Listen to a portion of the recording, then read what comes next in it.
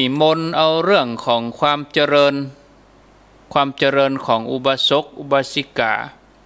มาอู้ให้ฟังสักน้อยหนึ่งก็คงจะอู้ถึงสองอย่างเลยเนาะ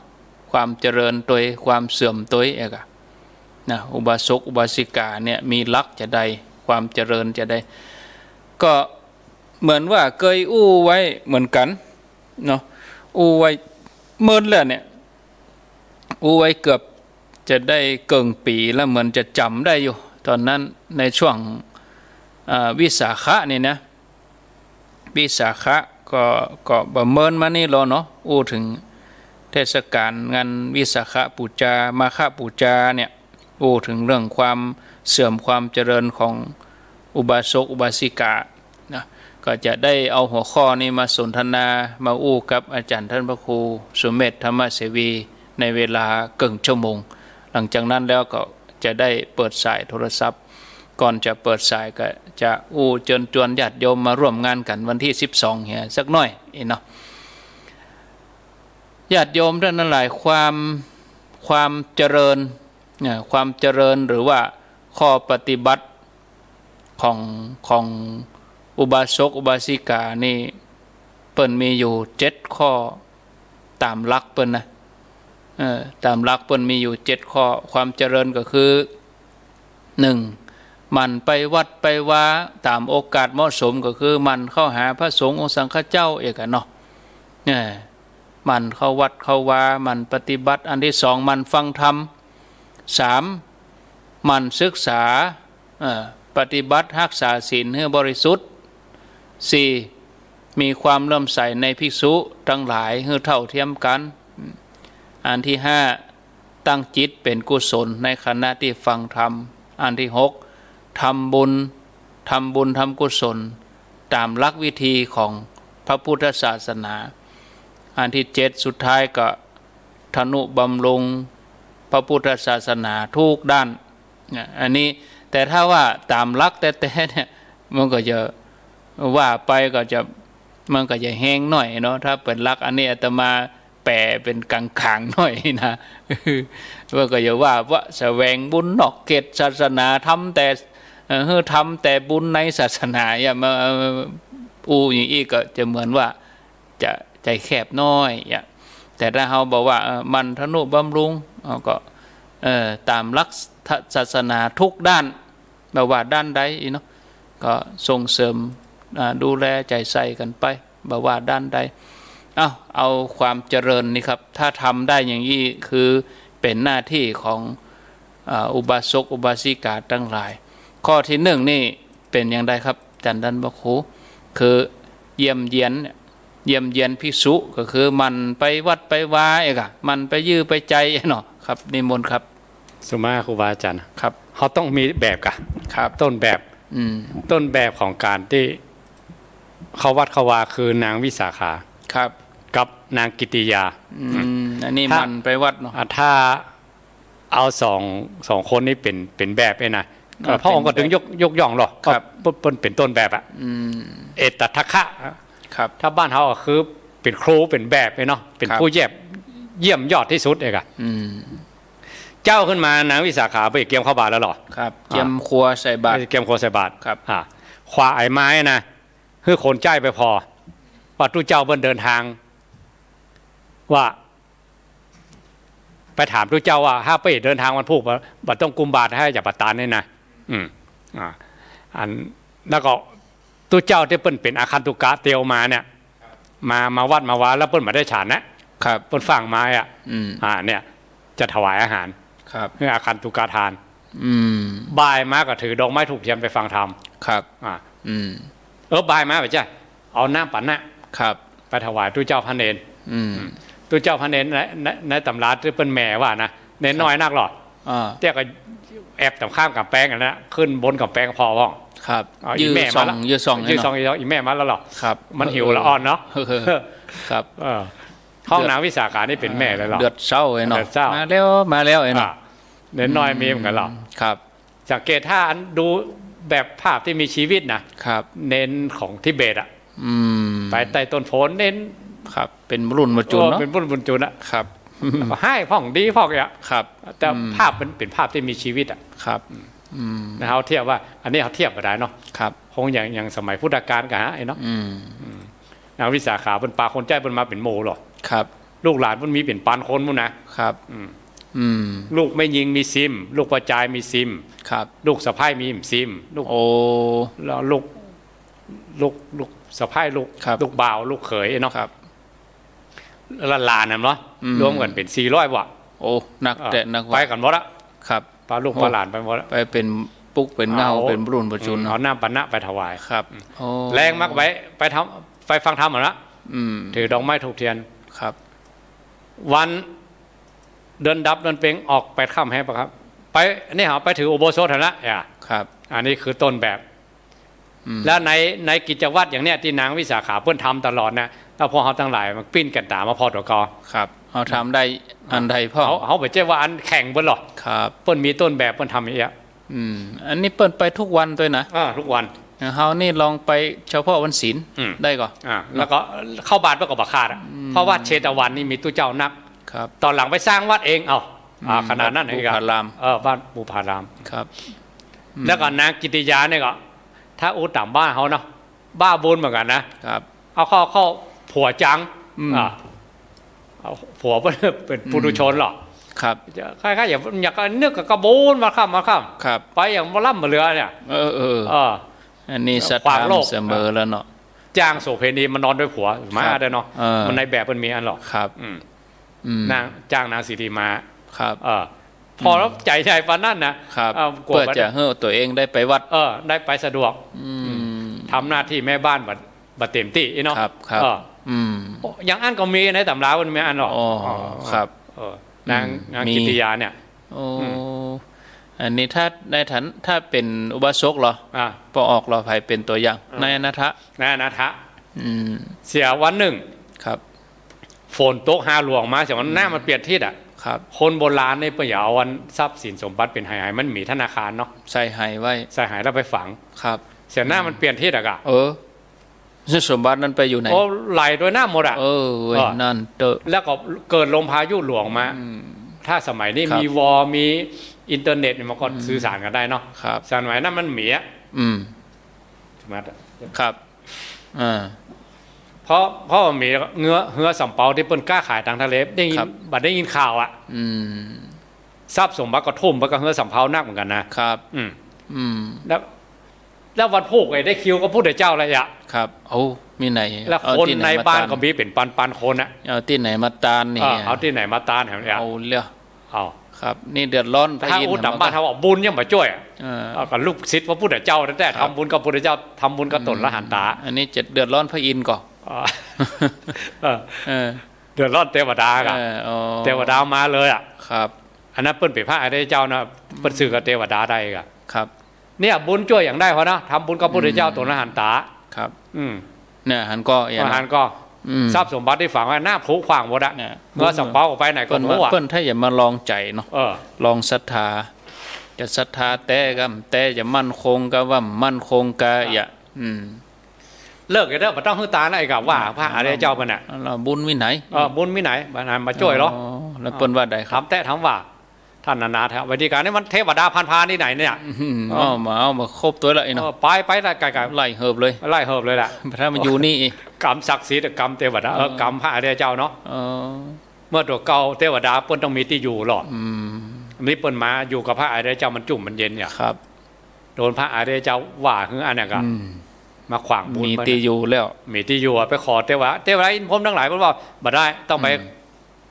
ครับไปขอโทษพระอริยเจ้าเพิ่นขอสุมาเหี้ยไปขอสุมาได้ไถ่โทษเท่าเพิ่นมาไถ่วิธีไถ่โทษก็คือเอาสมบัติปีกมาเอาสมบัติที่มันทุไว้น่ะอันนี้คืออันนี้ส่งแต่แล้วก็เหือสำเปาที่ได้ครับเสียจะเปิ้นไปลบล้มไปลบล้มอยู่ในค่าไปลบล้มบ่ฮือก็มันก็เสียเวลาไปมันลบล้มครับเหือสำเปาของมันล้มซ้ำกล้าขายได้ซ้ำสมบัตินักเหลือเก่าซ้ำดีเหลือเก่านั่นและตอนที่ทำบุญกับพระพุทธเจ้าน่ะครับเอาน้ำผักต้มดองมากับหัวข้าวเปลี่ยนครับเพราะว่าถ้าอย่างอื่นมันก็อย่าแปลงจะเรียกดูเจ้าบอกแป้ ต้องเอาเน้นปริมาณ อันนี้ปริมาณ คุณภาพเอาไว้มาลุน แต่ตัวเก่าได้คิวมา เว้ย การจะจองคิวก็พุทธเจ้าก็ตนละหัน ใจ ตาม ง่ายๆนะ ปัจจัยง่ายๆไปวิธีจองคิวคือหนึ่งไปหากองงานเลขามีทัพพระมารบุตรเป็นหัวหน้า ครับ สองไปจองคิวกับพระอานนท์สามไปจองคิวกับพุทธเจ้าโดยตรงเองอะ ครับและแล้วแต่ถ้าได้จองคิวกับผู้ใดผู้หนึ่งนี้ได้แล้วหรอก มันเปิดหับปากแล้วอ่ะ เปิดเข้าไปอันนี้พุทธเจ้ามาละเขาเนี่ย ครับ ก็ตู้เจ้าก็หลายจ้างเนี่ยก็ อืม ต้มพักดองแหละ ครับ ต้มหน้าพักดองครับพอเขาเปลี่ยนมาต้มคือได้ปริมาณนัก ครับ ๆเพราะว่าตอนนั้นอนาถบิณฑิการไปตัวก็ให้ไปตัวว่านะ แล้วเหตุใดถึงชื่อว่าอนาถปิณฑิกสิทธิ์ อนาถนี่แปลว่า อ๋อ คนทุกคนเนี่ยบิณฑิกาแปลว่าก้อนเข้า อ๋อ ก้อนเข้า แล้วก็มาแปลว่าเศรษฐีอย่างเศรษฐีอนาถา ว่าจะอันนั้นเขาไปเรียนบาลี อ๋อ แปลว่าเฮ้ยก้อนเข้ากับคนอนาถา นาน ชื่อจริงเปิ้นชื่อสุทัตตะ นี่มันต้องมีติมา เปิ้นมีเซียวอยู่กรุงราชคฤห์ไปหรอก ครับ เปิ้นอยู่กรุงสาวัตถีเชิงเขาหิมาลัยป่ะ ครับ อันนี้นี่ก็ต้นแบบกัน อ๋อต้นแบบของการไปเยี่ยมเยียนมันไปวัดไปวา เล่าไปจบแล้วเนาะ ครับ แล้วตอนที่ฮื้อตาเนี่ยกะน้ำผักต้มดองกับหัวข้าวเปลี่ยนต้มอ่ะถวายพระพุทธเจ้าอ่ะถ้าในตำราเพื่อว่าสาระสลวยหน่อยเนาะ ครับ โอ้ตามภาษาบ้านเขาการต้มกล่อมก็หาพระพุทธเจ้ากราบแทบพระบาทก็ให้ไปตัวอ่ะ ครับ โอ้อาหาร น้อยใจเลย น้อยใจว่าของกินของตานแบบปลาณีต ครับ ได้คิ้วได้ถวายพระองค์ตึงเตื้ออ่ะ อ๋ออินดูตัว อินดู เก่า ของตานตัวเก่าแล้วนะ อินดูตัวเก่าเต้นเนอ อินดูตัวเก่าบัดได้ถวายอันปาณีตคือแก่พระพุทธองค์ ครับ พระองค์สั้นยกย่อฮะอันนี้แหละคืออาหารปาณีต อันเนี้ยกา อาหารอันเลิศ ฉันตรงหน้าเลย เพราะว่าถวายด้วยศรัทธาว่าน่ะ ตั้งใจลูก ตั้งใจด้วยศรัทธา ครับ เนี่ยก็ไปเดือดเนาะถึงอินถึงผมที่เขาเล่าลัดหน้าไปเมื่อกี้เนาะ ครับ หมู่เทวดาอินผมทั้งหลายก็อยู่ไม่ได้ละเงือสัมปอกก็ขึ้นมาโวยๆอ่ะ ฮ้อนเลยกันนี่จำเป็นนะเนาะ เทวดาที่อันเอาทรัพย์สมบัติที่มันมีเจ้าของอ่ะ ครับในท้องทะเลเพราะว่ามีมากมายทรัพย์สมบัติที่มีเจ้าของคนมาเฮืออนาถจนเต็มครั้งอย่างเก่าอันน่ะนักเหลือเก่า กินป้อมแปะดูตั้งตัน แต่ต้องงัดคอยหน่อยเอกะ ครับ ทดสอบหน่อย มันแน่นะศรัทธานะบางทีเขากินตานักๆนะครับทดสอบ ทดสอบหน่อยพระอริยเจ้าเปิ้นโดนมาแล้ว มีมาแล้วมี ถ้า ตัว ไป อย่าง ถ้าพระอริยเจ้าเปิ้นเรียกว่ามีอาจารศรัทธา ครับ ผู้ตั้งมั่นแล้วเปิ้นวันไหวแล้วแต่พวกเขาทั้งหลายถ้าเขาโดนลองเองนะ เวิ้งกะ ครับ มาสวะอันนี้ สวะนะครับแล้วเทวดามาบอกกันเหาะโจ้โพมาตอนหน้าแล้วอาจารย์ว่าไงอ่ะ ครับคือเลิกอ่ะ เลิกแตกอ่ะเลิกเลย ตาลเราบอกคือผลนะตาลกับพระพุทธเจ้าแต่อ่ะแต่เวลามันคือผลนักมากมายพอเปิ้นมั่นคงเนาะ ครับ อันนี้พอเขาตั้งหลายเหมือนกันบางคนกินตาลนักบางทีมันบอกคือผลมันยังหมดถึงเวลาแต่เอกะ ครับ ใจเย็นเย็น ใจเย็น ครับอ๋อจะไปฟังใจหอบุญมีจริงกรรมมีจริง ข้ามไปข้อที่สอง บักข้ามจ้ะหลวงปู่เพิ่นบอกว่าบอกว่าบางเรื่องนี่ต้องหนิมได้นิ่งได้ค่ะนิ่งได้ทนได้รอได้ ครับต้องใจเย็นเย็นแล้วก็ดีได้แล้วก็จะได้ดีดีได้ดีอาจารย์ก็ได้ยินก่อนได้ยินครับบางคนเอามาแปลกเสื้อเลยนะเสื้อกระเป๋าพ่องยังพ่องเนาะนิ่งได้ก่อนนะครับแล้วก็ทนได้นะครับนิ่งได้ทนได้แล้วก็รอได้ต้องรอด้วยนะครับเนาะครับหลวงปู่อ่ะตอนแรกหลวงปู่มันบอกเอกลาภคนบักกินบัตานครับเพิ่นนะเพิ่นไปอยู่ถ้ำตองเนี่ยตอนนั้นอ่ะครับบิณฑบาตได้เข้าก้อนเกลือไงนะมากินกับเกลือว่านะครับจุมาตอนเปิ้ล60นี่เนาะ60ปลายเนี่ยครับที่บุญตาลมันยังเหมือนคือผลเนี่ยเนาะเพราะหลวงปู่อายุสัก70ขึ้นไป80นี่โหคนทั่วโลกอ่ะครับเหมือนเนรมิตเลยถ้าหลวงปู่เปิ้นทำบุญขนาดนั้นเปิ้นประพฤติปฏิบัติขนาดนั้นถ้าเปิ้นถ้าเปิ้นบ่มีกรรมนี่ผมว่าเป็นตัวที่กลั่นออกมาจากจิตจากใจเปิ้นตัวที่กลั่นออกมาจากการกระทำของเปิ้นนี่เนาะที่ว่าเปิ้นรอได้อะรอจนคือผลได้อะลองนึกตอนน้อยใจว่าตัวเก่า ทำบุญทุตานมาขนาดไหนมาได้กินข้าวกับเกลืออ่ะนั่นนะครับต้องอดทนต้องรออ๋อครับต้นไม้บางอย่างอ่ะต้นลานเนี่ยต้องอายุ70 ปีกันนะครับมันถึงจะออกหน่วยอ่ะแล้วมันเขาบอกว่าถ้าปลูกสัก30 ปีมันออกหน่วยปั้มขว้างไงหรอใช่อ่ะเนาะครับอันผลไม้บางอย่างไม่แต่เข้าเหมือนกันเนาะเข้าเมืองโบราณมันเหมือนจะเข้าผสมเนาะเพราะว่ามีเข้าพันหนักพันเบามีเหมือนกันหรอกครับพันหนักนี่มันจะอายุยืนหน่อยกับแต่น้ำหนักมันดีหน่วยมันดีงวงมันดีครับพันเบามันน้ำหนักมันไม่ค่อยมีตัวใดแต่มันก็คือผลน้อยๆอ่ะอันนั้นมันก็ต้องอาศัยเวลาครับอันนี้เหมือนกันเรื่องบุญกุศลเหมือนกันมีคนไปถามพระสารีบุตรเหมือนกันหรอครับว่าเหตุใดบางคนเปิ้นถึงหิมากล้าขึ้นเมื่อแต่หนุ่มแต่น้อยประกอบหิมากล้าขึ้นมั่งมีสีสุขแต่หนุ่มแต่น้อยมาครับพระสารีบุตรมันบอกเลยว่าจัดก่อนมูลนี่ทำบุญแต่น้อยมาน่ะอายุยังมันนักก็เริ่มทำบุญละครับสะสมไปสะสมไปพอเกิดมาชาติก่อนบอกคือผลนี่นะครับพอเกิดมาชาติใหม่อายุยังหนุ่มยังน้อยนะได้มีสีสุขเลยได้รับเลยได้อานิสงส์อันนี้เป็นกรรมของพระมหาสารีบุตรเจ้าเนาะเปิ้นมีหูทิพตาทิพหรอเปิ้นพอหน้าพอดังหันหมดหรอมือหนึ่งของพุทธองค์ครับอันนั้นพ่อเขาทั้งหลายถ้าเขามันเขาวัดเขาว่ามันทำบุญทำกุศลตั้งแต่หนุ่มแต่น้อยเนี่ยคือรอได้นิ่งได้หนิมได้ทนได้เหมือนกับหลวงปู่วานเนาะจะสมไปเนาะครับต้องไปเว้ยแล้วครับถ้ามันแบบเสี่ยงกับไปอย่างนั้นเสี่ยงก็เอาไว้อันค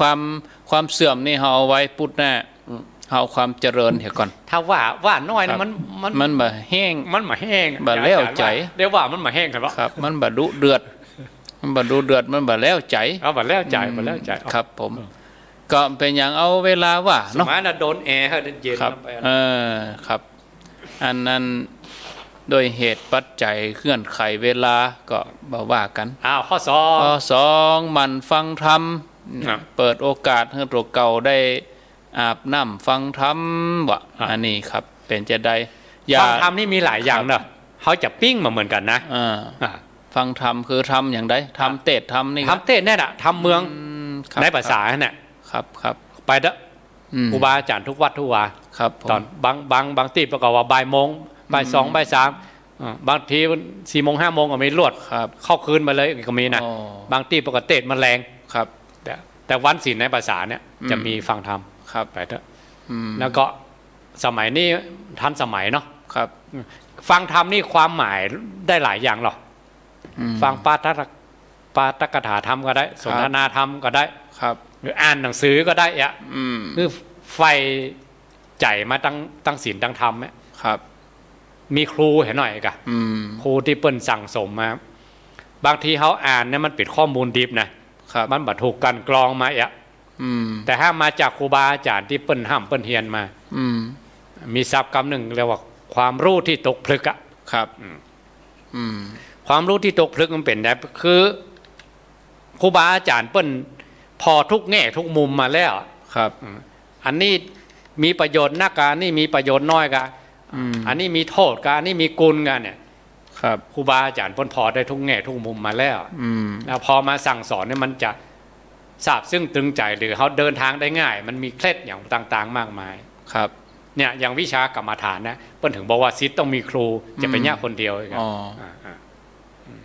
ก็ครูเปิ้นเตียวมาก่อนแล้วเปิ้นอู้ได้เต็มปากเต็มคำเนี่ยครับจะไปเนี่ยอย่างอันเนอมันบดีนะข้าเตียวมาแล้วนะปะมาแล้วทำอย่างนั้นผ่านมาแล้วเนาะถ้าทำอย่างนี้มันลองผิ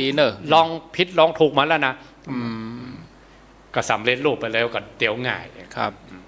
เพราะนั้นมันฟังธรรมหมายความมันฟังครูบาอาจารย์ที่เปิ้นมีประสบการณ์ที่เปิ้นการกรองมาแล้ว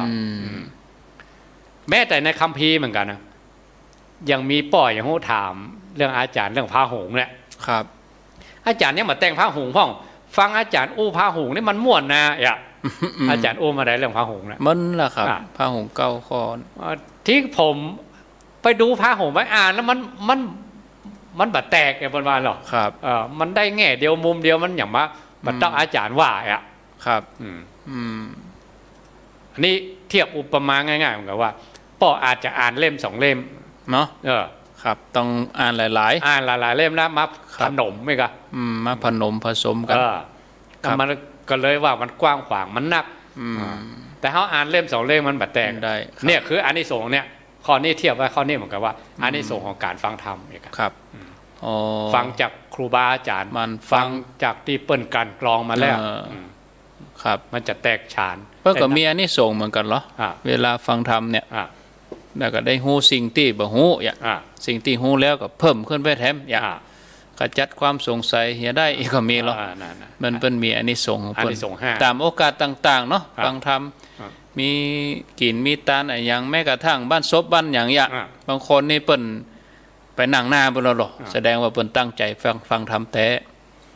แม้แต่เข้าปฏิวัติเหมือนกันเคยได้ยินตู้เจ้าหลายตนเปิ้นว่านะครับ เปิ้นชอบไปเข้าปฏิวัติเพราะอย่างเพราะสถานที่แต่ละแห่งเนี่ย มีเต็ดมี เจ้า หยัง สำนักนี่ไปเห็นเลือกอาจารย์ทินนั้นมาเลยหรอ อ๋อ เอาม่อนมาเลยเอกอะ มาเต็ดมาแสดงธรรมเนี่ย อ่ะไปที่ฮั่นประกฏ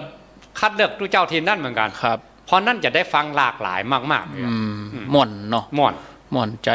เนาะ แต่ครูบาอาจารย์ที่เพิ่นไปเต้นเพิ่นก็ไปเจ้าว่าจุ้ยๆไปเต้นเพิ่นก็ ครับ ต้องเกรียมแม ครับ ว่าจะไปเพราะว่าตู้เจ้าสอนตู้เจ้าเนาะ ครับ มันก็ต้องไหว้เจอกันหน่อยอะกัน คัดกรองกันเต็มที่ การกรองเต็มที่อะ ครับ เพราะต่างคนต่างเรียนกันมาอะ ครับ ว่าประกอบเกียมประกอบคัดเอาม่อนของเพิ่นมาอะ ครับ มันเองได้ความรู้นัก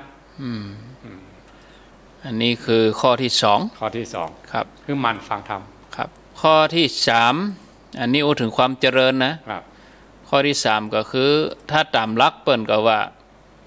ศึกษาอยู่ในอธิศีละหรือว่าศีล เนาะ เนาะแต่ถ้าเราอธิบายก็พยายามสนใจใส่ใจ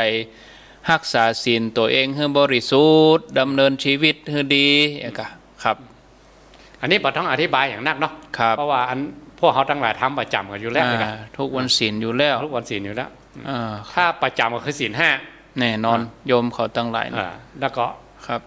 ถ้าศีลห้าก็เรื่องหรืออบายมุกอ่ะ ครับ งั้นพ่อในภาษามาเนี่ยอยากจะบอกเขาเข่งให้หน่อยไอ้กะ อืม เพราะอยู่บ้านนี่พ่อองค์ก็บอกไว้นะครับ ที่ปฏิบัติคือคนเจ้าบ้านเนี่ย ประพฤติทำนี่ได้โดยยากดุด ครับ หอยสั่งที่คัดได้เอาดีเนี่ยได้ยากอ่ะ อืม มันนอกภาษามา9 เดือนเนี่ยเขาอยากอาจจะการโกงรายเลนมาพ่อง อืม มันหมายยิ่งอาที่นี้แปลว่ายิ่งหรอก ครับ แต่ถ้าตามซับธรรมะของ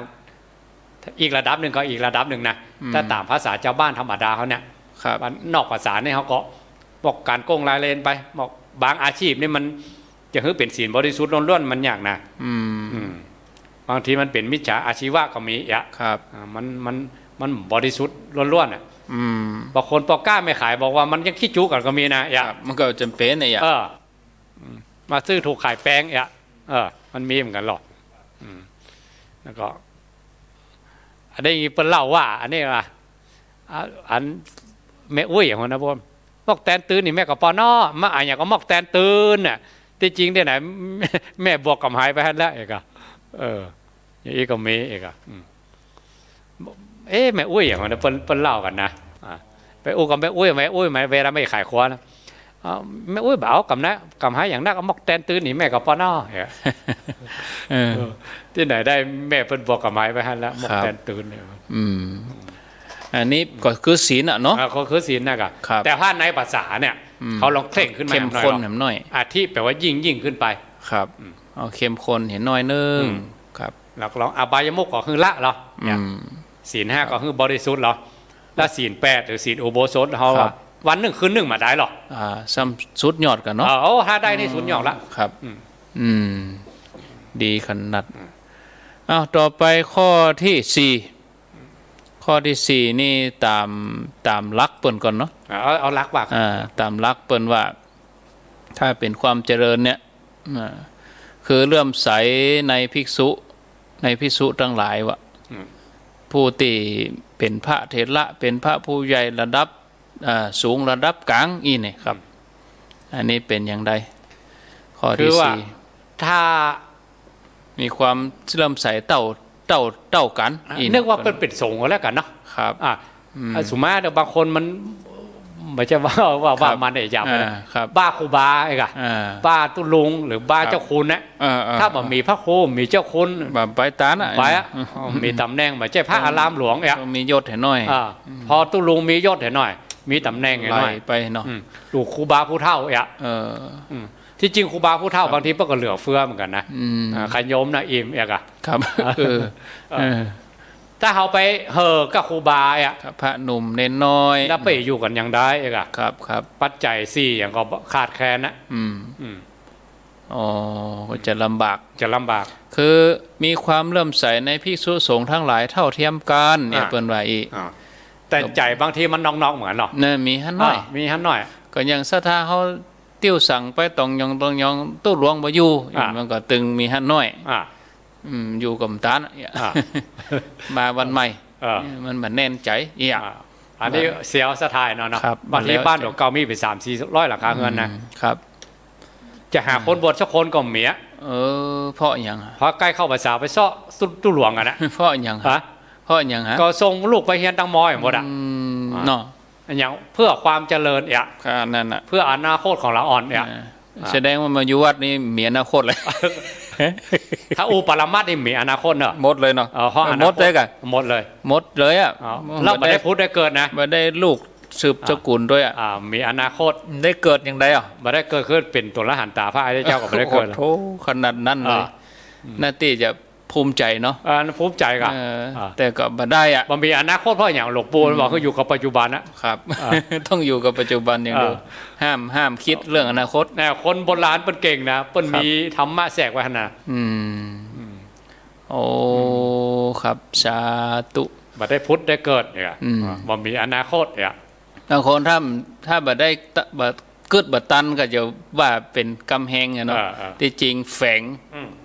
ธรรมะเลิกนั่นน่ะถ้าปั่มเป่งแต่นี่โอ้แน่นอนได้ปิกมาเกิดละแต่คนเขาผาธนาใครมาเกิดอยู่ก็คือว่าโยมทำบุญแต่ละครั้งก็ใครรวยก็คือแสดงว่าใครมาเกิดอุปทานหรอโลกแห่งอุปทานมันต้องเป็นอย่างกันใครมาเกิดอยู่เขาก็ไปคัดโลกมันกันที่เปิ้ลมายากเกิดคือพระอริยเจ้าที่เปิ้ลหันความจริงละต้องอย่างอันก่อนแล้วจะมีสักกี่คนนี่กันยากแฮมมอก็ถึงกรรมลุงหนานได้เหมือนกันแล้วเนาะเขางัวขนงัวกับขนงัวนี่เนาะจากคนมีคนขึ้นอย่างอันกี่คนเองอะชัดเจนเลยครับข้ามไปเนาะใบยากจะพันเนี่ยข้อเนี้ยน่ากะจะเอาไว้พูดหน้ากะพูดหน้าบอกกองมาปบกับอาจารย์มาเรื่องใหม่ทำแล้วพูดหน้ามาปบกับเอากับมัดประเดิมเรื่องนี้เลยค่ะเนาะจะไปเริ่มนะครับโอ้มันเริ่มกำลังม้วนจะตัดเวลากันนะเพราะว่ามันโยมกับเต็งจะอันโทพอดียุ่งกับ Facebook วันนี้Facebook ก็ดับมาโยมเนาะเพราะว่าอันดับมาก่อน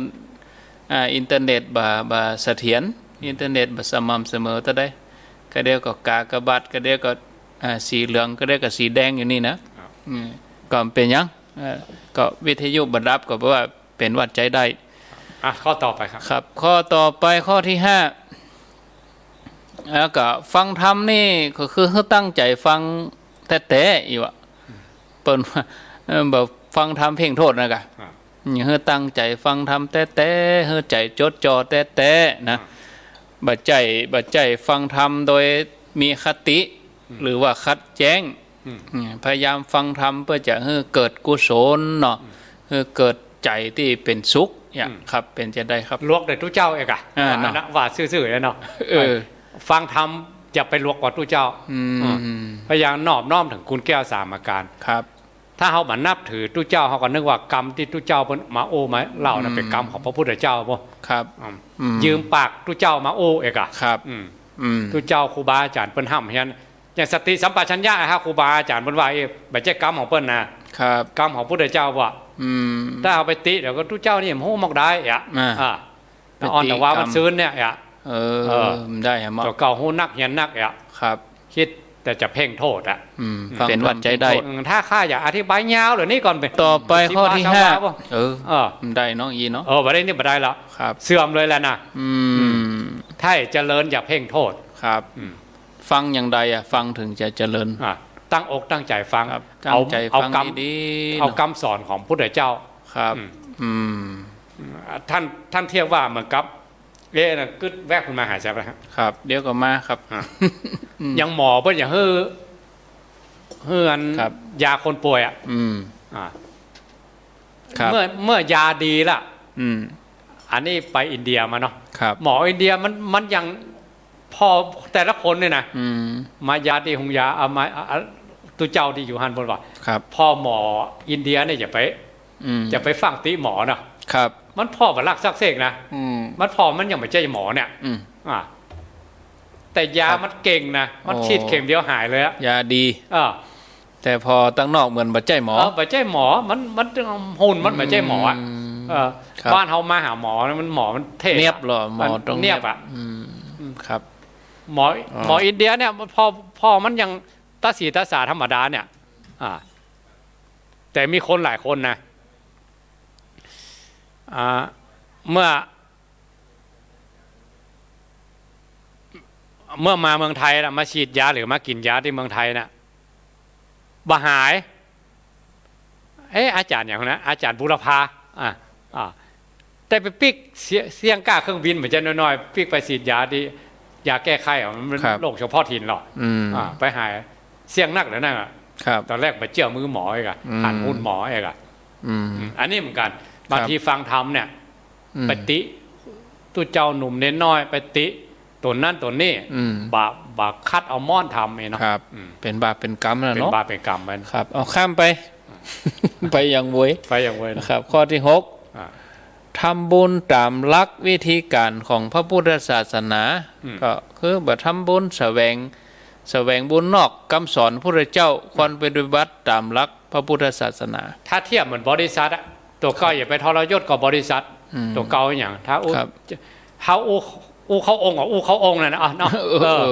ครับ โคตรเขาองค์น่ะกะ ครับบัแสวงหาบุญ อืม ในภายนอก เมื่อเขา ศาสนา มีเหมือนกับ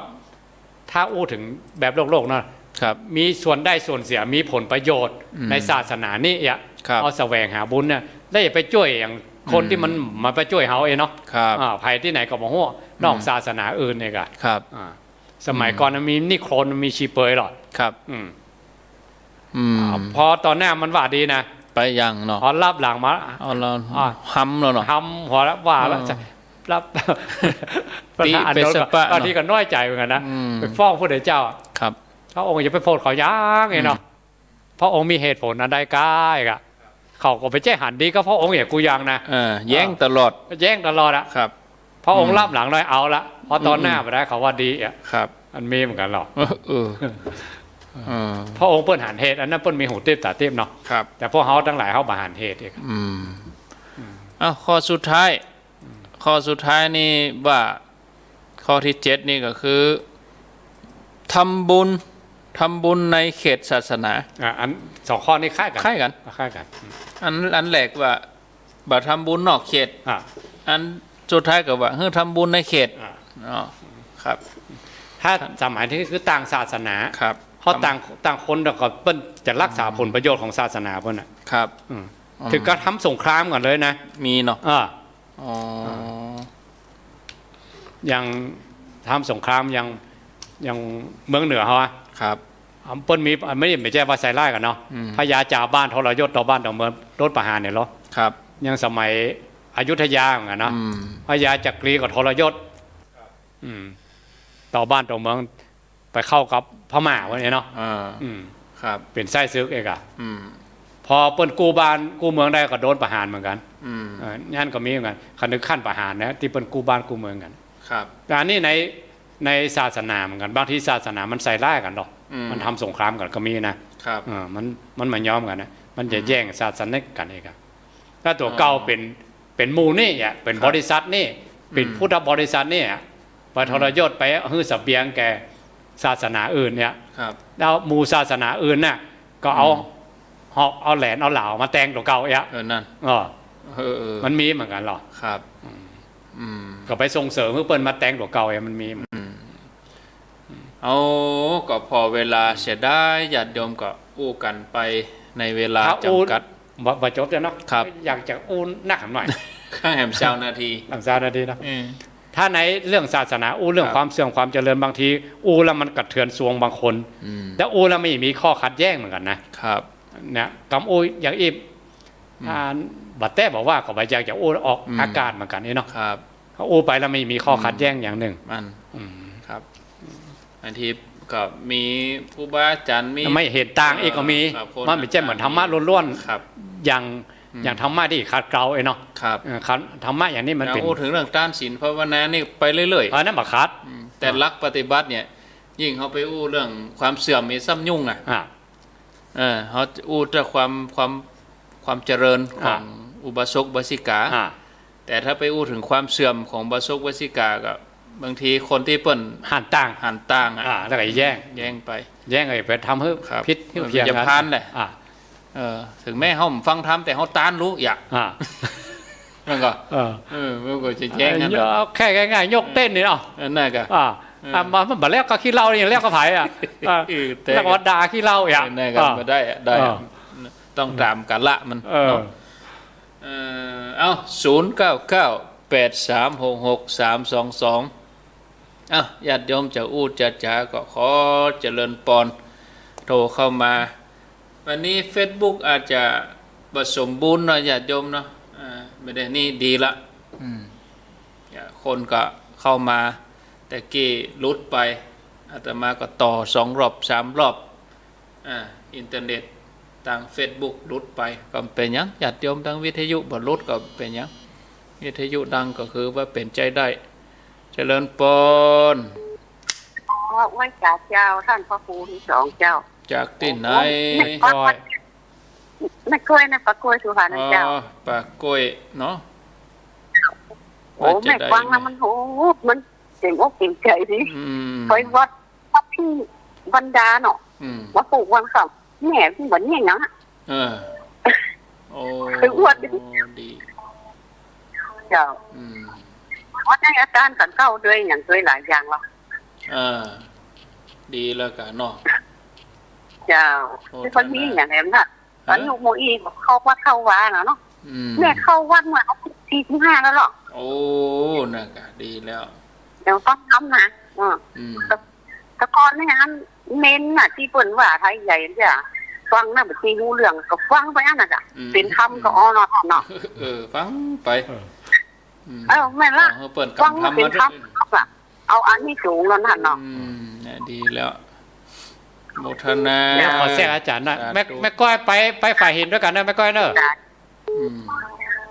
แม่ก้อยบางแล้ววางแล้วไปอยู่แม่ก้อยใกล้หันเนาะเจริญปอนจะมาประกาศเจ้าพระพุทธเจ้าได้ยมพิษสมัยเจ้ามันเกิดปลาคอยใต้เนอะดอนตันเนอะเว้ยอะไรอย่างก็ดอนตันเนาะดอนตันเหมือนแก้วเนอะถ้าพระครูสมองปิ้นตลอดเลยแม่แดงอยู่ปลาคอยปลาคอยนี่ฉันเชื่อเจ้าอันตะกี้ก็อดขึ้นหัวไปได้น้องฟังอยู่เนาะถ้าตัวเมธปัญจาอธิบายตอนว่าปู่เบรกไว้ตลอดต้องเมื่อกระเดียวพูดหน้ากระเดียวเหมือนถ้าพระคุณสมเด็จว่านะกระเดียวเปลี่ยนหัวเหลืองไม่ได้กับบดีได้เวลาจำกัดเนาะจ้าแม่ละเวลาจำกัดก็เดียววันที่12นี่เนาะต้นถอยๆนะจ้าโมทนาเนอเจ้าสาธุสายต่อไปคงจะได้5 สายเอาแล้วเนาะเพราะว่าเดี๋ยวจะได้อู้วันที่12แล้วก็ได้ลาเจริญปนเจ้ากราบไหว้สาเจ้าท่านพระครูเจ้าทั้ง2 องค์จากกันใด2 องค์นะเจ้าโทษจากไหนจากแม่ขันแก้วปลาแดงเจ้าไม่อายต่อขันแก้วปลาแดงเจ้าอันให้ขอถามมันท่านพระครูนะเจ้าว่าอย่างนั้นบ้านนี่คนแบบถือศีลอุโบสถแล้วก็ไปกลับไปนอนวัดแต่ยังแม่ในมาวันห่อบรรดานะเนาะแม่ก็ปฏิบัติเหมือนที่ท่านพระครูบอกอยู่ที่บ้านเฮาแล้วก็วันถูก ไปวัดแล้วก็ไปนอนวัดอีจะดีกว่าเจ้าได้กว่ากัน ก็ได้นะกะให้เป็นหยังก็ เนาะ เนาะ เป็นหยังอ่ะ เจ้า โอ แล้วเดี๋ยว ค เขาถามมันที่ถามพระครูเพิ่นว่าตะกี้หันที่ว่ายังอันยาที่สิ่งก่อสร้างเนี่ยแล้วแม่ไปอันไปซื้อกับข้าวมาฝั่งมาเสือบัตันได้ยินก็ว่าอย่างอ่ะอะไรกันเนี่ยลูกแก้วกับที่ว่าก็ก็สร้างอย่างเป็นศาลากำแพงอย่างนี้อ่ะเจ้า ได้อย่างไร ที่แก้วนั่นมันคืออย่างไรอ่ะเจ้าหมายถึงอย่างเจ้า เป็นแก้วมณีโชตมณีโชติละโสยถาเอกะกำปอนอ่ะอ๋อ ของกินของทานของเฮาอ่ะแปรสภาพไปเอกะกำเมืองเฮาก็เป็นข้าวติ๊บน้ำติ๊บนั่นแหละค่ะ คือวันนั้นได้ยินเก้ามาแล้วเนาะ นั่นก็ห้องฟังไปชื่อเห็นนี้ ไปก็ฟังมาแล้วมาบัตัน นั่นแหละก็ เจ้า สาธุเจริญพร ไปกับเจ้า ปิดวิทยุก่อนปิดวิทยุก่อน เจ้ากันเลย จากทางใด ภาษาก็ โทรจากไหน จากบ้านห้วยปะตองศรัทธาวัดป่าไผ่เจ้า ห้วยป่าตองป่าไผ่ด้วยสเก็ตค เจ้า รับ ได้สเก็ตเนี่ยเจ้าแต่บ่ไม่โป่งเจ้า ไม่โป่งว่าจะได้ เจ้าฟังได้ดีชัดเจนเนี่ยเจ้าตะกอนนี่เจ้าไปไอ้วัดเมื่ออันลูกเจ้าน้อย คือเขาว่าอีนี่ลูกบ้านก็น้อยหนุ่งชุดขาวบ้านถ้าจะอะไรหาลูกเนาะเขาบอกมีอย่างนั้นนะเจ้าเนาะพอเขาไปถึงนั่นเขาก็ถึงทางนั้นนะเจ้าเขาลูกเจ้าเนี่ยเขาถึงอยู่ของเขาได้อะเจ้าจะว่าเจ้าก็ถึงบอกฟังเขาเนาะจะไป2 คืนแล้วเพิ่นกูสินไปนอน3 ครั้ง2 คืนแล้วเพิ่นเนาะป้าว่านา3 ครั้งแล้วก็แล้วก็มาบ้านก็ทำเรื่องลูกเรื่องเต้าอย่างกันแล้วก็ขับมาเดี๋ยวนี้เขาก็ยังไหวเนาะมันยังนี่อยู่ฮะมันยังมาอยู่ฮะอันพาหัวใจแล้วก็ยังมาพาหัวใจนี่ไปวัดเมื่อวันฟังธรรมเจ้าแต่นอนนี่มันได้นอนมาได้กลัวไปเป็นอย่างกลัวเป็นการเปิ้นเจ้าสาธุการนะเจ้าสาธุเจ้าสุดท้ายเจริญปนโอกาสแทบใต้ไว้สาตั้งเจ้าสิ่งของตนนะครับที่ได้แสดงอธิบายนำธรรมคำสอนในแรงนี่นะครับเพิ่มพูนสติปัญญาทั้งครอบครัวได้ฟังด้วยกันครับก็ใจดีใจบานฟังคำน้ำคำธรรมประลืมท่านเจ้าถึงแม้ว่าจะออกมาแล้วก็ฟังติดตามตลอดเลยครับดีแล้วเนาะครับผมเอาทำก็ได้ไผ่กินก็คนนั่นอิ่มอันอุปชาเพิ่นจึงบอกกันนะโอ้ไผ่กินก็คนนั่นอิ่มไผ่ทำก็คนนั่นได้และแต่ปัญญาของไปของมันตักแต่ใจไว้สาท่านเจ้านะครับสาธุขออนุญาตได้พักสาย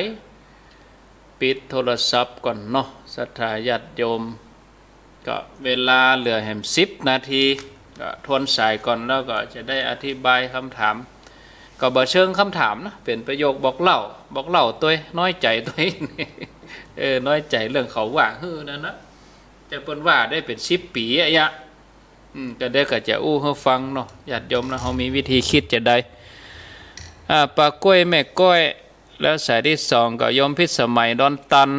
วันที่12จะปักไปต้นหนึ่งว่าอนุโมทนาสายที่3ก็แม่ขันแก้วแม่อายป่าแดงแม่อายสายที่4ป่าไผ่โดยสเก็ตสายที่5สุดท้ายก็ป้อนหนานอย่างนึงถึงแต่เก้ท่านพระครูว่าแก้วอันยังก็ว่าแต่เก้นี่ก่อนนะที่ว่าแม่ถืออุโบสถวัดอย่างที่วัดนั้นเปิ้นบัดถือกันครับแม่ก็อันนั้นอยู่นั่นกะป่าไผ่โดยสเก็ตเอาป่าแดงนี่ก่อนป่าแดงนี่ก่อนเนาะครับป่าแดงที่ว่าไปวัดเขาว่าอีเนาะนุ่งขาวห่มขาวนี่ครับนิมนต์ครับเนี่ยที่กูตะกี้ว่านางวิสาขาครับนางกิติยาครับที่ว่า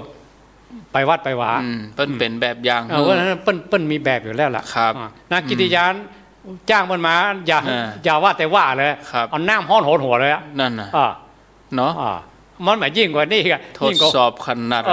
อันนี้เฮาเพียงแค่หัวฮ้อนกับอูอันนี้นางฮ้อนแต่นางวิสาขาพิษก็ป้อหัวนะเป็นเรื่องเป็นราวกันนะเรื่องเป็นราวใหญ่โตเลยขึ้นศาลเลยนะเกือบโดนไล่ออกบ้านตัวเนาะต้อง ต้องมาชำระคดีความกันนะครับหาว่าพ่อผัวกินของเก่าอ่ะปัดพ่อต้องก็เกลียดกันเนาะบุญเก่าอ่ะแล้วพ่อผัวตัวเก่าด้วยอ่ะนั่นหมายความหมายอ่ะเนาะลูกไปมาด่าอย่าลูกไปด้วยอ่ะนะสั้นเหลือนี่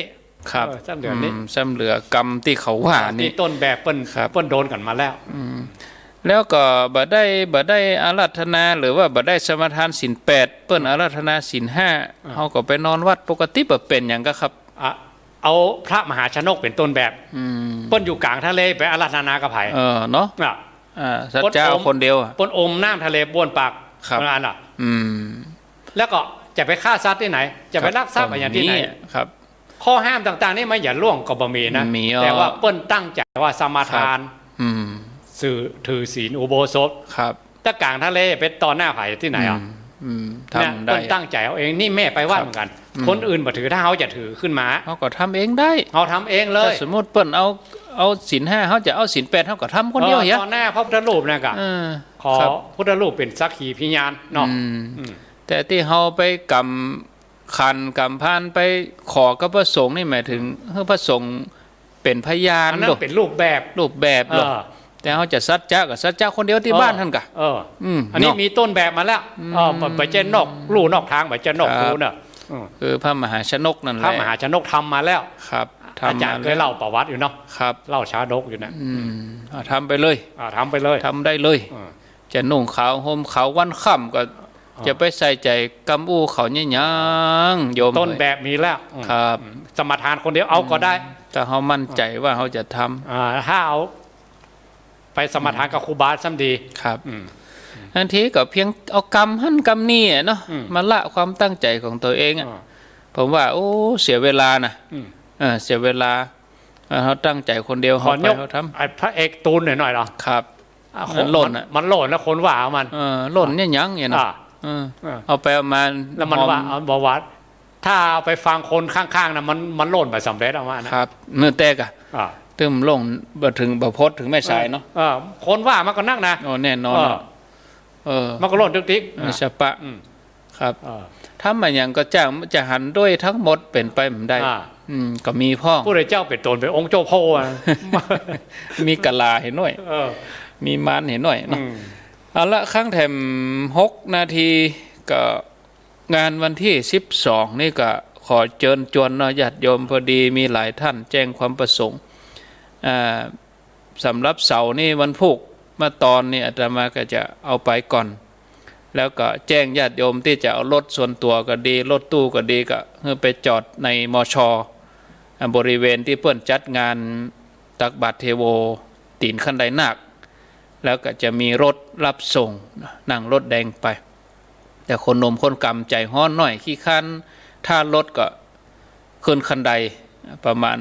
60 กว่าที่คันได60 กว่าคันถ้าคนเท่านี้ขึ้นบ่ไหวก็นั่งรถไปก็รอหน่อยรถวนไปวนมาเนาะใจรถแดงรถโดยสารอยู่6 กันเพราะว่าสถานที่ในวัดนั้นก็คับแคบส่วนโรงทานนี่ก็ขึ้นไปก่อนขึ้นไปเอาครัวเอาอย่างลงแล้วเขาก็เอามาจอดตั้งลุ่ม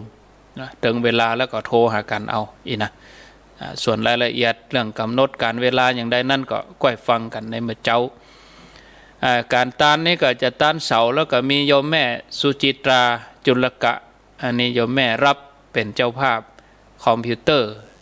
สำหรับใช้ในการถ่ายทอดสดนอกสถานที่ซึ่งคอมพิวเตอร์นี้ใช้มา10 กว่าปีท่านอาจารย์วิสุวัตบอกว่าโอ้ใช้มา10 กว่าปีก็โยมเปิ้นเจตนาเนาะอยากจะทำก็บอกให้โยมว่าเอาที่ท่านอาจารย์เปิ้นต้องการคือตามเจตนาที่เปิ้นต้องการเจตนาของคนตานตัวเจตนาของคนใช้งานตัวเองอะเพื่อสมใจถึง2 ฝ่ายโยมเปิ้นตั้งใจจะตานท่านอาจารย์เปิ้นก็ตั้งใจจะเอาคอมพิวเตอร์อันนี้ก็วันที่12นั่นก็จะได้เอาไปตานด้วยกันส่วนญาติโยมเขาตั้งหลายก็ไปให้ไปหอมไปปักต้นปักอย่างก็ตามเจตนาท่านที่จะถามว่าจะโอนจะผ่านอาตมานี่ขอแจ้งญาติโยมว่าอาตมาจะแจ้ง หมายเลขบัญชีของวัดฝ่ายหินไปบ่ต้องโอนมาที่อาตมาบ่รับเนาะแล้วก็ปัจจัยตึงหมดในการทำบุญวันนั้นสถานที่นั้นก็จะยกเป็นยอดต้นเตียนเป็นยอดต้นวิทยุไปทุกบาททุกสตางค์เพราะฉะนั้นญาติโยมเวลาไปงานวันนั้นก็แจ้งญาติโยมไว้ก่อนเขาก็หอมจุดเดียวก็คือจุดที่ประชาสัมพันธ์จุดเดียวก็พอละเนาะถ้าจะเขียนซองเขียนยังเอาไปปักเขียนลูกบ้านไปซ้ำดีเขียนลูกบ้านไปแล้วก็เอายื่นให้พิธีกรเปิ้นอ่านแล้วเปิ้นก็จะได้เอาจอมตู้เนาะส่วนญาติโยมบ่ได้